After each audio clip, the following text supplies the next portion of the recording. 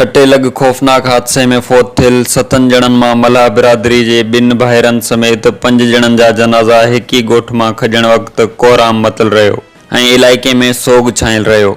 ठटे लग चिलिया भरिसां ट्रक ऐं सुजुकी में टक्कर जे नतीजे में फौत थियल 7 ॼणनि मां 5 ॼणनि अली मोहम्मद मल्हाह, रसूल बख्श उर्फ रसूलो, मक़बूल अली शेर ऐं मौला बख्श जा जनाज़ा तदफ़ीन लाइ चिलिया भरिसां मल्हाह ॻोठ मां खयां विया।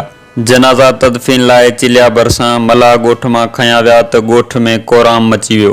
फौतिन में 2 भाइर अली शेर ऐं रसूल बख्श उर्फ रसूलो मल्हाह जा जनाज़ा हिक ई वक़्तु खॼण वक़्तु संदन घर भाती बेहोश थी विया। फौतिन जी गॾियल जनाज़े निमाज़ अदा कई वई। खौफ़नाक हादसे सबबि इलाइक़े में सोग वारी सूरतहाल छाइल आहे। होॾां हादसे में फौत थियल मक़ामी ज़मींदार ऐं सुजुकी मालिक मुबारक शोरो जो मड़ राति 9 वॻे चिलिया मां खंयो वेंदो, जॾहिं त फौत थियल हारून बंगाली जो मड़ संदन वारिस कराची खणाए विया आहिनि।